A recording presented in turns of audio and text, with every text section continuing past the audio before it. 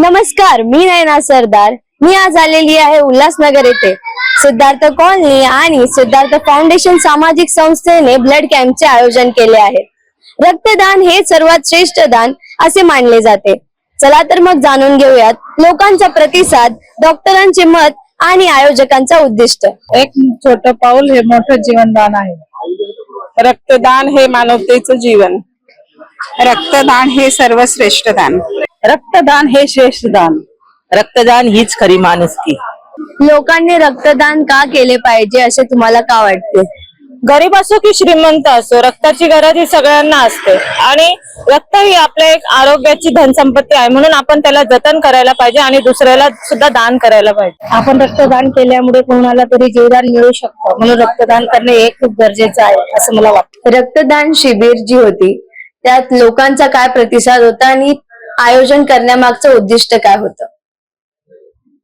आज रविवार दिनांक 30/11/2025 रोजी आम्ही आमच्या सिद्धार्थ फाउंडेशन ह्या सामाजिक संस्थेमार्फत भव्य रक्तदान शिबिराचं आयोजन केलं होतं आणि ह्या शिबिराकरता ह्या जनतेचा खूप मोठ्या प्रमाणात प्रतिसाद मिळाला आणि खूप लोकांनी आपली सामाजिक बांधिलकी समजून ह्या शिबिरामध्ये त्यांनी आम्हाला रक्तदान केलेलं आहे.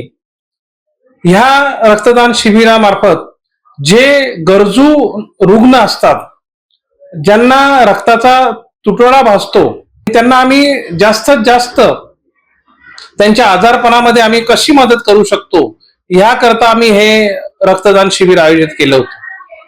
सिद्धार्थ फाउंडेशन आपली सामाजिक संस्था ही तरुण पिढीला काय संदेश देऊ इच्छिते? आमच्या या सिद्धार्थ फाउंडेशन या सामाजिक संस्थेमार्फत मी आमच्या तरुण पिढीला एवढा संदेश देऊ इच्छितो की आजच्या ज्या तरुण पिढीनी फक्त आपल्या स्वतःकरता न जगता त्यांनाही आपलं सामाजिक जीवन जगताना काहीतरी आपली सामाजिक भान असावी, आपल्या देशाकरता, आपल्या समाजाकरता, आणि काहीतरी चांगलं कार्य आपल्या समाजाकरता आणि आपल्या देशाकरता करू शकतो. त्यांच्यामध्ये आम्ही एक देशप्रेमाची, समाज प्रेमाची एक भावना जागृत करू इच्छितो.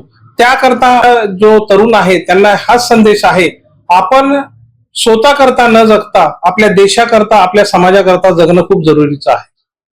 धन्यवाद सर. नयना सरदार, प्राईम मीडिया 24. रक्तदान हेच श्रेष्ठ दान.